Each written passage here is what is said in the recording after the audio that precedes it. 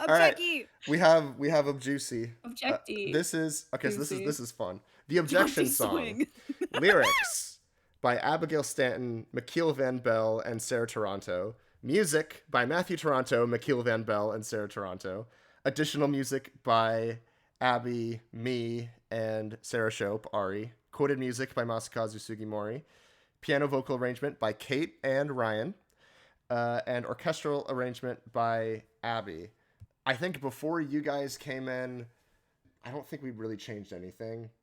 I can't remember. There was like an extended ending, which ended up going in bows. Yes, Liv wrote an extended ending, which we didn't have in a song form because we couldn't really write music.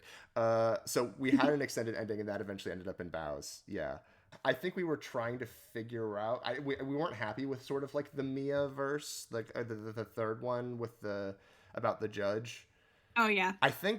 I don't remember who did it or when. I know I recorded the first demo of. That was Abby. That was Abby. Yeah, I did the lyrics and you did the demo. I did the original demo, and then you guys made the music good. And we're talking about the crowd part that replaced Mia's third verse. Okay, go ahead. That's all I got. Okay, yeah. I'll. Oh, go ahead. No, go ahead. Are you going to do like the beginning of it?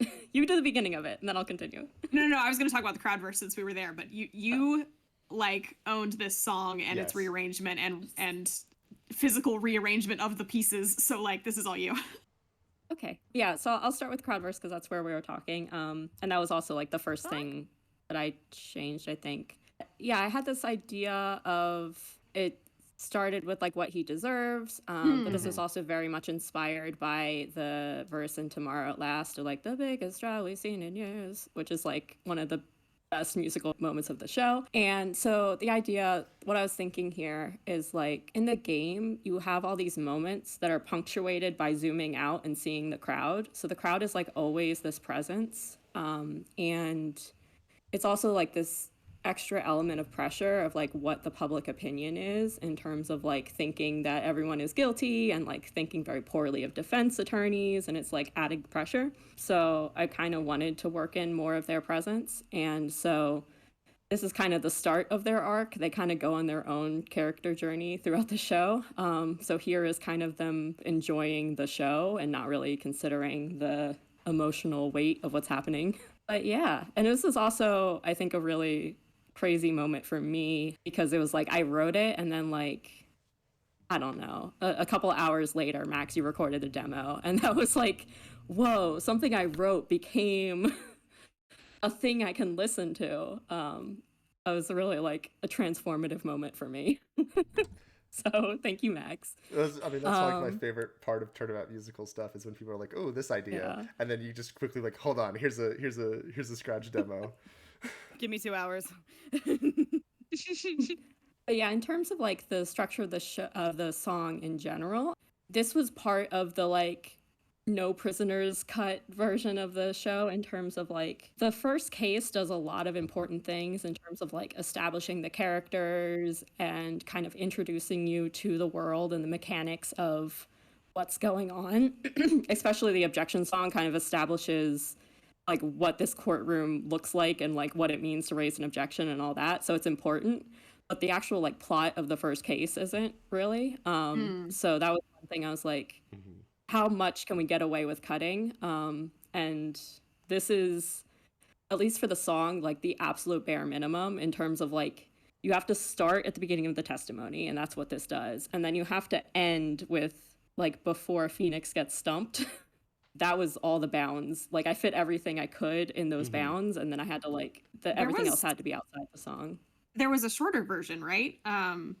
Yes. At one point, the second Mia verse, where instead of having that verse, we moved the first chorus to there. Right. Yes. So as verse 1, saw what testimony. That's the fastest contradiction I've ever heard. And then the witness is clearly lying. Yeah, that was which is so clever. Yeah. It works very well. I think we all really liked that Mia verse. Press until he breaks. We wanted that. So we put it back in, but like it worked really well. So kudos for that. Thanks. Yes. So that was one where something else thinking about is like looking at the runtime of the show and like where most of it is. I actually like on one of our like scratch demos, I timed out everything. Oh yeah, you had a Love whole that document. spreadsheet.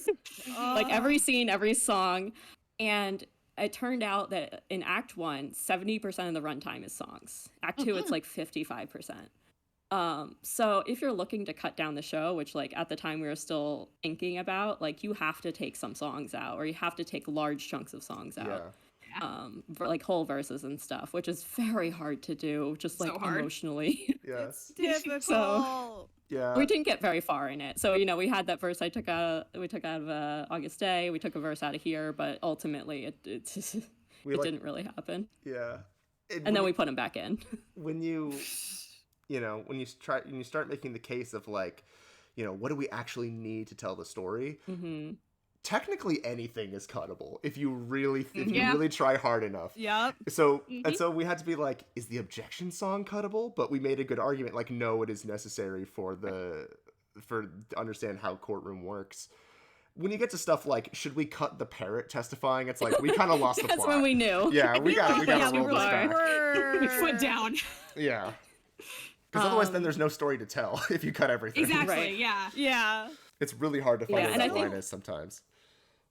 I still think that one of my favorite, this isn't really music related, but I think it's dialogue that's in the Objection Song, and so I thought of it. But I still think my favorite cut that was made to the first trial was the 1124 contradiction instead of... It's really good. Yeah. Like a power outage or whatever the hell it was. The passport That thing. was, I think, one of my first, like... It was. It was in the first notes. It was in the May 2020 notes. I remember. So here's the thing. So I reached out to the PWMP Facebook page, which was not something in character for me at all. But it was a very fateful decision because I was like describing some things I wanted to do with the script, and it was like, oh, I think people are working on this because I saw like Joel and Max's demos. So I was like, hi, could I maybe work on it or something? And so those were the Turnabout 12th demos, the very first like release on the Soul Link Smash channel of like Keeping the Peace and Red, White, and You, Me as Your Refrain, and Pal You Can Trust. Right. So I saw those, and Max was like, hey, we have this script. You want to kind of like read it and give some thoughts? So I read it, and then I wrote back like 20 pages, which is a bold move. I don't know. But I had like ideas I was already thinking about. So I was just like, well, I'm not going to do this on my own. So maybe they'll do something with these ideas. So I was just like, here, you can have these. And they were and great that was ideas. one of them. Yeah. Some of them we weren't ready for at the time just because we were trying to figure out like, what do we want? Like when you're bringing in new creative people into a team, it's like, how well is this all going to gel and so on. Mm-hmm. But eventually I think pretty much all of it made it in by the end because they were all good. Abby's smart. Abby, very smart. Very, very smart. Thank you. So yeah, that was one of the ones, like, because the first case is very, like, it's a little complicated in terms of just, like, what an audience can absorb and needs to absorb. So yeah, as much as possible, cutting it down. It is kind of a shame in the script. I feel like one of the, like, drawbacks of what we had to do is there isn't a lot of that like court back and forth and like finding contradictions. In fact, I think there's some songs in the lines of like, oh, he or like, decree, he bluffed the whole time. It's like Phoenix said like one thing. Yeah. And we had to do a song. You could very easily like emotionally justify that. Like, Edgeworth is just trying to say whatever, even if it wasn't actually true. But like it's yeah. Yeah. Yeah. So, but anyway, for so this song, cut it down to a minimum. And also, like, one of the things that I had to subtly do, and I'm happy how it turned out, was like the underscore breaks are really, really cool in terms of like how they interpret all the like court themes and stuff. Yeah.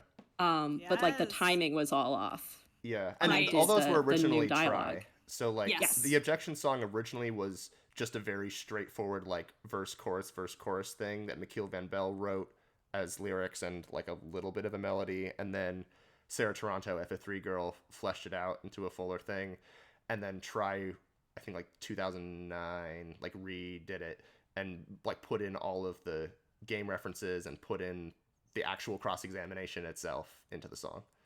Yeah. Yeah, so they're all really cool, and we didn't want to lose any of them. So basically, like, I spaced out the dialogue and stuff, and just like cut things. Like if it was 16 bars, I made it 8 kind of stuff. And I don't think you can really tell. So I'm happy with that. Yeah. It did bite me in the butt later because the version that Turnabout Musical, the miniseries used, was like my orchestration, but then I had to like re-add things back That's in right. because they used the original dialogue. Exactly. And sometimes I really struggled with that, but I think it worked out okay. But yeah, they're wonderful. there are some things that like don't have original Turnabout Musical version of them because we would have the piano version, change that, and then orchestrate it. So you don't actually have the orchestrated version of the original. Yeah, so like Decree is a good example of Turnabout Musical. Decree in this kind of orchestration does not exist. Yeah. That's all I have for Objection Song. Yeah, I think next the only thing I was gonna say about Objection Song was just that crowd part, because I ended up doing the final like SATB arrangement of it, and it was like mostly based on what Max did, and I think Abby, you made a couple tweaks, and anyway, so it was really built on your guys' work. Or Liv, Liv got a hand on the ball at some point. Yeah, but it was really fun to do. A lot. I come from like more of a choral background, so it was fun to try and write in that style a little bit. That was all. And I like still make sure that like all the dialogue is clear on all of like the building. Choral stuff. Trying to like keep the line. There's probably some things I would do differently now, but you know, I'm pleased with it. Yes. I remember the one thing that I do remember with this one is I was getting on someone's ass. It may have been Arri, but I was getting on someone's ass being like, if altos have the melody, give them the start of the melody too. And then it never changed. All right, whatever. No, I like to pass the melody around. Like that's intentional for me. Yeah, that's the fun way to do it. I'm agreeing with you, but I remember at the time that was my thing. Was someone would do something really good and then I was an asshole about it. I need alto rights. That was my role, because someone has to be. All right. Anyway. Next song is The Rookie Killer. Oh, The Rookie Killer. There are cheats for that. I know. Actually. Oh, there might be. Yeah. Are they kind of. Rookie Killer, lyrics were by Brandon Lee Torres, music by Justin Briner. This was unchanged from Turnabout Musical, the original, except we just did the Turnabout Musical live thing where we just like half do it. And then there was the full version, which was not us. that was the rest of the TAAAM cast and crew having fun. That was not the formal video team or the music team. I did the recorder. You did do the recorder on it. That's right. I did. Yes. And I played it. One of the few live instruments. Me and Ruth. Yes. Yeah. Abby's very talented. I also that full version. I was flicking my hair there. Is like the full set of lyrics that were originally written back in like 2008 and was never put into any other version. So there you go. Okay, now Justice for All. Yay! Justice for All. Lyrics and music by Matthew Toronto. It says here additional lyrics by Joel Williams. I can't remember what was it changing attorneys to opponents, or was that Try? No, that was Try. Because so this is based on the 2019 arrangement, which Try rewrote himself. I also have additional music by Kate. That's our Godot thing. I think. One thing that I did. Quoted music by Sugimori and Iwadare. So that's the Godot theme, and Turnabout Sisters. Turnabout Sisters is in there, and then Lizzie did piano vocals and orchestral arrangement. Yay! Woo! So something about me and the way that I arrange things, I don't really do leitmotifs and I don't really do references. And that's not like I don't need to use leitmotifs things. It's that I start doing things and then I don't think about it. And then I'm like, oh, that would have been cool if I did that. And then it's too late. So... I mean, it is true. You don't need them because they're already amazing. We got covered everywhere else. There's so many. Somebody needs to not. You're welcome. A lot of my some of the things that I did have references to them, but a lot of this is just going to be me being like, and then I just was vibing. Heck yeah. But yeah, so this is the first big Matthew Toronto song, other than August Day, but that did have Orion orchestration first that we were able to use. So this was the first big Matthew Toronto song that we just didn't have anything for. Well, Ryan had written a Justice for All arrangement, did he? But not of the 2019 version. So that probably was it. Didn't use it. Yeah. So, Sorry. That's fine. sorry, Ryan. It's not because it was good. I just didn't use it. Also, he did like some of those in like a day, so you know they weren't all. They probably needed a little bit of tweaking. So the big process for going through for me for transcribing Matthew Toronto stuff is you go to Max's YouTube channel and you get the instrumental track and you download it as an MP3 and you crank up the volume in your headphones and you go through 1 to 2 seconds at a time and you just keep backing up the track and just writing down everything that you can hear that he did. And so that is what I did. I don't play piano. I think that's important to note.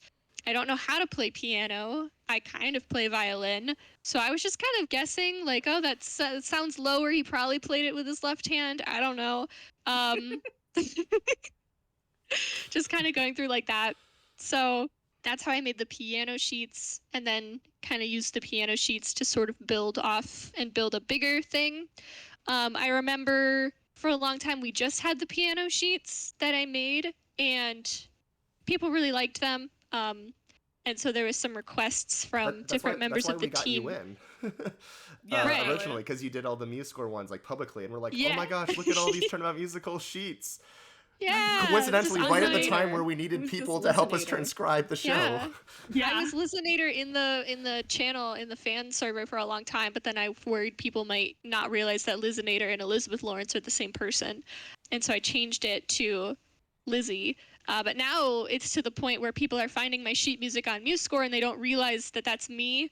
And then they pay like the $50 for a subscription so they can download them. And then I'm like, it's my channel and I have it and I can give it to you for free. Why would you pay $50, please?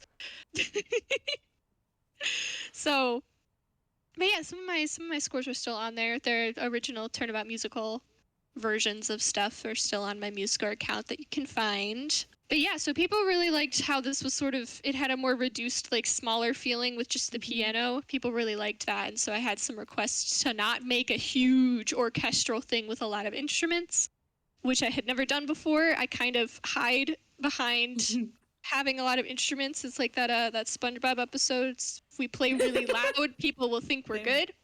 Yeah. I feel called out. No. But that's kind of was my philosophy for a long time. Did you see the size of that score? It was good, and it was good. Anyway. So I was nervous to kind of do this, so I limited myself. There was a drum set, classical guitar. I don't use acoustic guitar. I know that's very controversial. I only use classical guitar. So yeah. And then the harp. Oh, the harp. So this was another really neurotypical thing that I did, where they were like, Mia is represented by the harp, and so we want a harp part in the song. And I was like, I don't know how to write for harp. And people were like, that's okay, just write whatever sounds good. And I was like, what do you mean write whatever sounds good? I have to fundamentally understand how a harp works on a technical level. I love that you were like, I don't play piano, so I just kind of like guessed what was left hand or right hand. But the harp. The harp. I don't play piano. I do understand how it works on a fundamental level. You got your 5 fingies and your 2 hands. Yeah. And so your other 5, presumably. So you can play up to 10, realistically. Yeah. Up to 10, and they have to be within an octave of each other. That's what I know about piano, because your hand don't stretch farther than that. But anyway. Unless you're Debussy and you have just huge hands. Exactly. So the harp part, unless I am mistaken, is completely playable. You can play it if you have specifically a pedal harp. I didn't write this for a lover harp. I'm going to spare everyone by not getting into what that means. Get fucked, lover harp. Oh, my bitches hate lover harp. Second video that's just that. It's just Lizzie teaching us how She instruments explains work. harps. This is how harps work. Just wait till we get to the accordion. I was thinking I was talking to Kate about. We were driving to North Carolina, and I was talking to Kate about it, and I was like, so this is the accordion part, and this is how it worked. And Kate was very nice and listened to me because I had her captive in my car. Listen, I then told you dad jokes for 2 hours. I think this was a fair trade-off. We all had a very good time. We were all very neurotypical in that car. We were. So and by all, I mean just me and Lizzie. So here in measure 24, we've got the fragrance of dark coffee on the classical guitar. I think this is where this started. So the classical guitar is also called the Spanish guitar. And so I was like, I want Diego Armando's theme to be played on Spanish guitar.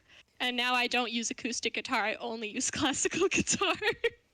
There was a difference.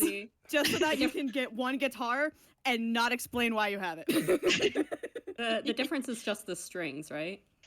Yes, so it's the sound quality because a acoustic guitar has steel strings and a classical guitar has nylon strings. Oh. And so it sounds a lot less tinny. It sounds a lot softer and a lot rounder. It has a much deeper sound quality than an acoustic guitar has. So theoretically, you can turn any acoustic guitar into a classical guitar by changing the strings. Allegedly. I don't know for sure, so I'm not going to say yes with confidence, but it makes sense. It makes sense to me. So it's called the classical guitar because classical music pieces are played on classical guitar. And it's called Spanish guitar because most classical guitar pieces are written by Spanish composers. So you usually only hear it in Spanish music. Anyway, so Diego Armando, Fragrance of Dark Coffee. This was Kate. They had the privilege of taking this song that was written in 6/8 and somehow making it work in 4/4, and they did an excellent job. It sounds so good, and I was so happy. And a lot of people just don't notice it. They don't notice it, and it's half of me is like, good, it's subtle, and the other half of me is like, but it's so like. It's also hidden a little bit under the vocal video. line. What the hell? It's also specifically when she says, I think of my own inspiration. So it's very and when faced with tribulation, I think of my own inspiration. He taught me to always hold my stance. Mm-hmm. Yep. That's our boy, Diego. I'm honestly, I'm Lizzie. kind of surprised it wasn't in the original. I'll call it. I'll say it. I'm surprised it wasn't there originally. Why am I being called out? Wait, hold on. No, not you. I'm talking about Try. You're fine. I'm calling Try out. As moderator, No, I'm gonna put a pin in Diego Armando discourse and just tell us let's just keep going with Justice for All. Which is a different game. It's a different game. We clarified there were spoilers. Yes. There's spoilers. We did say open discussion of spoilers. This is your own fault if you're still here and you don't know who that character is. My thing is, we don't want to argue about the merits of him as a character. Yeah, we can't get into that. I love him. He's my favorite character. You can come at me in the comments of this video. I don't care. Engagement. Anyway. Listen, my hot takes for Ace Attorney are just as incendiary, I suppose. Like, I love me a good broken man. Anyway, I can fix him. Listen. Yeah. So that's the bulk. That's pretty much the only secret. Besides, there's Turnabout Sisters in here somewhere. I think at the very end. That's from 2019. I didn't add that. That was already there. No, it's from the original Justice for All reprise, like the way that it's played now. It's just in the original. No, because the original ends it's like. There's like a whole different ending. Oh no, you're right. Okay, yeah, you're right. Yep. Any leitmotif you see in this song, I did not add. Somebody else added it. Let the record show. Yes. That was not on me. That wasn't me. Yeah, I think that's the big bulk of stuff. Miles Edgeworth be like. Yeah, I know, right? It wasn't me. It wasn't me. It wasn't me. But yeah. There's not a lot of instruments here. I kept it small, I kept it simple. There's the harp that is Mia, so it's kind of all throughout. It should be playable. I think that's pretty much it from me. Sweet. Shall we keep going? Yeah. All right.